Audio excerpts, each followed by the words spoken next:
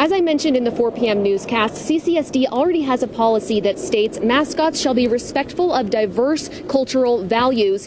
The difference now is this law would add Native American representation to a state board, and going forward, CCSD would need to consult with that state board regarding any mascots, logos, or songs that come into question.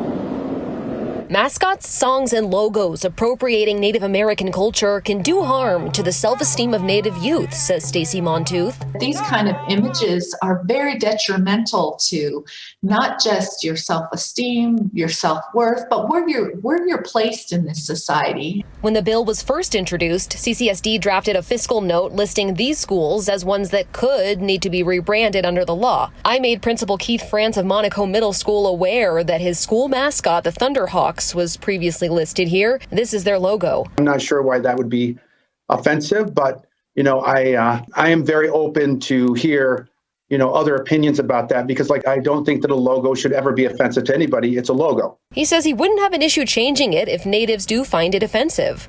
They should be able to look at it because maybe they can tell us something that we're missing. When I asked CCSD families for their feedback on social media, many questioned the offensive nature of a mascot. When I went to school, no one dressed up in headdresses or anything. So I don't think anybody's doing that, but I could see where somebody maybe take offense to it. Phil Barekas said, I have Greek heritage. We have Pahrump Valley Trojans. It never bothered me historically, but if modern society judges cultural appropriation as a wrong to be righted, why is it okay to appropriate my heritage, but wrong if it is Native American? Montooth's response? That's not a community or an ethnicity, or better yet, a citizenship of people who've been suppressed for nearly 200 years by the United States government. Another topic dividing folks, the financial impacts. If any listed high schools were asked to rebrand, a CCSD maintenance director estimates $100,000 in costs per school. This money could go to something to help the schools, not just repaint a picture on the front of the school.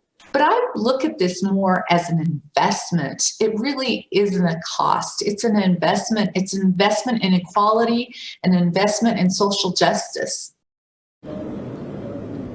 Now, CCSD Communications tells me that the law will go into effect in July of 2022, so next summer. They also added that there will definitely be community conversations before any swift decisions are made regarding rebranding. Reporting live, I'm Maddie White, Fox 5 News, local Las Vegas.